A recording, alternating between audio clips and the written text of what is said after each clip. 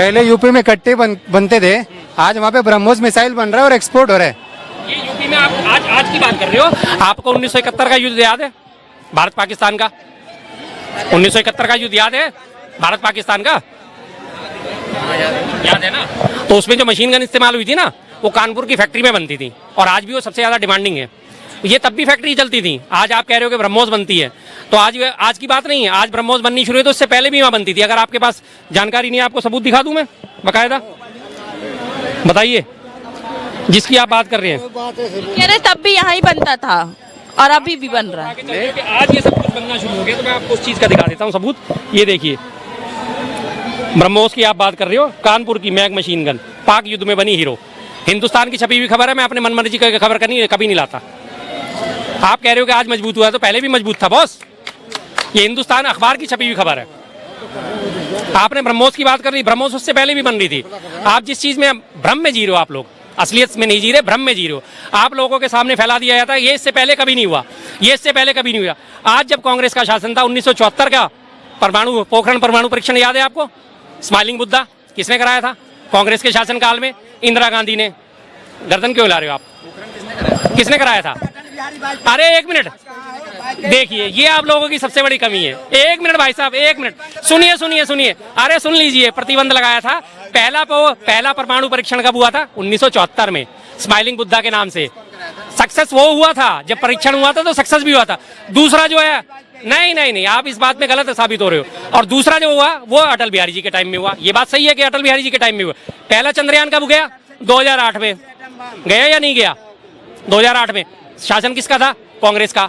ये आप लोगों के दिमाग में भ्रम फैला दिया गया कि अब जो चंद्रयान गया वही गया और वही सक्सेस हुआ। उसको रिन्यूअल किया जाता है। आप ये बात कह रहे हो ना कि ऐसा नहीं होता था। मैं उस चीज का जवाब दे रहा हूँ। जाहिर सी बात है, आज आपका अंकल कह रहे हैं कि 10 साल पहले आपके पास गाड़ी थी, कितने रुपए लीटर पेट्रोल भराते थे आप?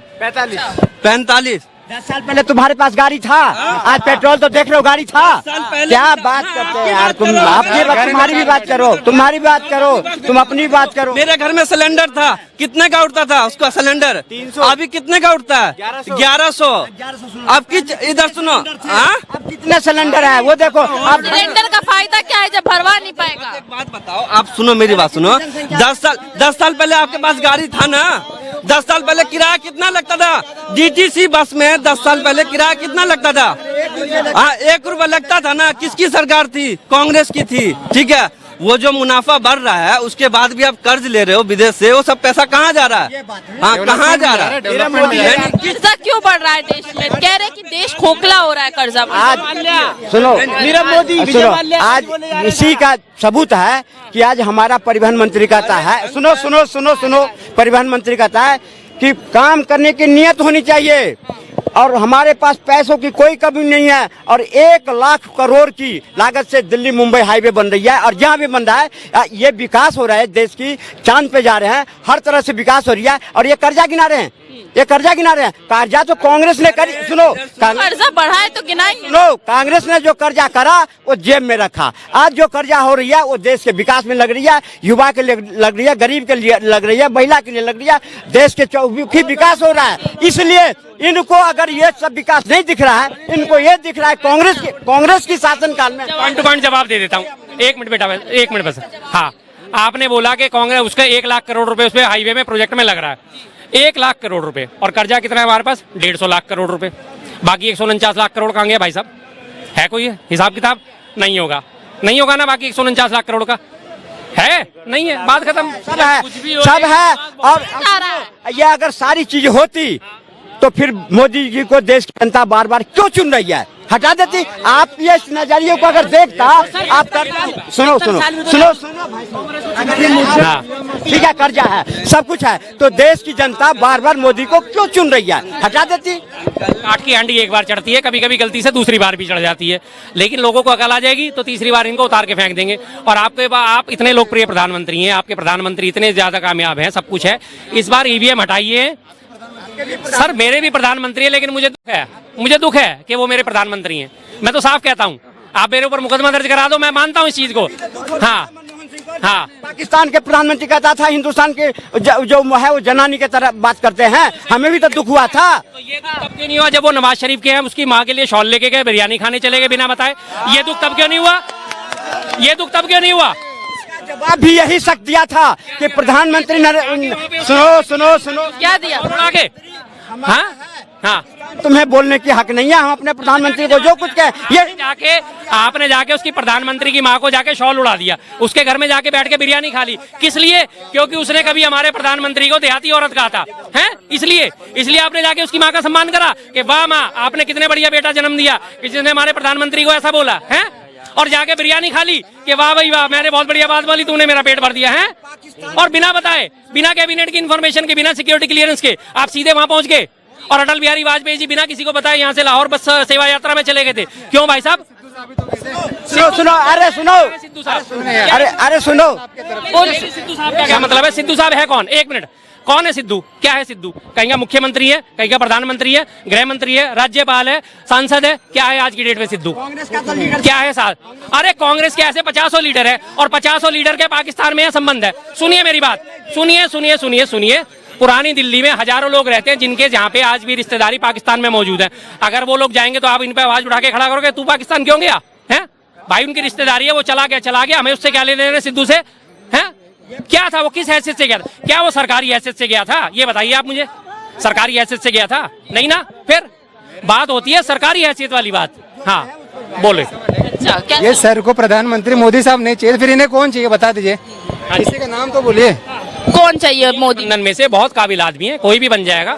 राहुल गांधी है, अखिलेश यादव है। हाँ बिल्कुल है, हाँ लूंगा मैं, क्या दिक्कत है? क्या परेशानी है राहुल गांधी का नाम लेने? पढ़े लिखे आदमी है, 50 गुना ज्यादा पढ़े लिखे आदमी है, 50 गुना समझदार है, 50 गुना दूरदर्शी आदमी है। एक मिनट, कोविड आने से सबसे पहले नोटबंदी में असलियत तो मेरी आप जितनी मर्जी देख लो, उससे कोई फर्क नहीं पड़ता। आप मजाक उड़ा सकते हो क्योंकि आप लोग भ्रम में जीते हो। एक मिनट, ये लोग भ्रम में जीते हैं, इनके दिमाग में भर दिया गया है, ये उस भ्रम से कभी बाहर नहीं निकलेंगे। रही बात 2016 में नोटबंदी हुई थी, सबसे पहली भविष्यवाणी राहुल गांधी जी ने करी थी, ये नोटबंदी देश के लिए आपदा साबित होगी। छोटे उद्योग, लघु उद्योग, मध्यम उद्योग, सबकी कमर टूट गई थी, लोग बेरोजगार हो गए थे, नोटबंदी में लाइनों में लग के बर्बाद हो गए थे। वो इन्हें नहीं दिखेगा। 2019 में कोविड आने का टाइम शुरू हुआ था, 2020 की स्टार्टिंग में उन्होंने बोल दिया था कोविड आ रहा है, महामारी आ रही है, अलर्ट हो जाओ, विदेश से आने वाली फ्लाइटें बंद कर दो, बैन कर दो। लेकिन हमारे मोदी साहब कहाँ लगे हुए थे? हाउडी ट्रम्प करने में लगे थे, नमस्ते ट्रम्प करने में लगे थे गुजरात में। उसके बाद वहां से निपट के वो आए मध्य प्रदेश, सरकार को गिराने में लगे हुए थे, जोड़ तोड़ करने में लगे। बार बार वो कह रहे थे, आवाज उठा रहे थे, बंद करो फ्लाइटें, बंद करो फ्लाइटें, बंद करो, खतरा बढ़ता जा रहा है। उन्होंने फ्लाइट बंद नहीं करी जब तक वहां पे सरकार गिरा के अपनी सरकार नहीं बना ली थी। उसके बाद जाके उन्होंने लॉकडाउन का वो करा। हाँ तो ये किसका था? और उसके बाद आपने फिर बोला। हाँ बताइए, परेशानी क्या है राहुल गांधी को प्रधानमंत्री? मेरी इनके राहुल गांधी जी इतने समझदार आदमी हैं। नोटबंदी के बाद जो कर रहे हैं, वो फॉर्च्यूनर से 4 बॉडीगार्ड लेके 4000 रुपए चेंज कराने गए थे। इतने समझदार इनके राहुल गांधी क्यों नहीं गए थे? आप न्यूज नहीं देखते क्या? फिर बातों में आ रही हो तो मोदी जी ने अपनी माँ को लाइन पे क्यों लगाया था? 4000 रुपए के लिए मोदी जी ने भी अपनी माँ को भेज दिया था लाइन में लगने के लिए। क्यों? अरे वो तो कॉमन लाइफ जी रहे, क्या मतलब बात है? ये कोई सेंस है? उसका फोटो खींच के दिखाने की क्या जरूरत? वो तो असलियत में कॉमन लाइफ। पढ़े लिखे हो तो थोड़ी सेंस की बात करो, कुतर्क मत करो, तर्क की बात करो, कुतर्क मत करो। कि राहुल गांधी 4000 बदलने क्यों गए थे? भाई जब सरकार के ऑर्डर आ गए कि पैसा बदला जाएगा तो जाएंगे ना वो भी, राहुल गांधी भी बदलने, कोई और भी जाएगा। तुम्हारी तरह बैठ के उन्होंने ऑफिसों में तो 2-2 लाख की गड्डियां नहीं ली थी।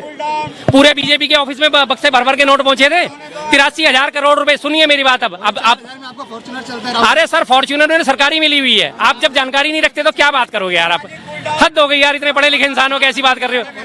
मैं मानता हूँ इन्होंने कहे। अरे सुनो शर्मा जी बात सुनो इधर। अरे सुनो, अच्छा सुनो, अब इस बात की बात करते हैं तो 12 करोड़ की मैबैक में क्यों चलते हैं भाई मोदी जी? हाँ? नहीं, सरकार का खर्चा तो मोदी जी भी कर रहे हैं, 12 करोड़ की मैबैक में क्यों चलते हैं भाई साहब?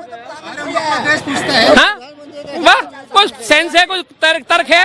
इतने पढ़े लिखे आदमी यार, हद है यार, हंसी आती है भाई साहब आप जैसे लोगों को देख के। अब हाँ सच में हंसी आती है। आज राहुल गांधी का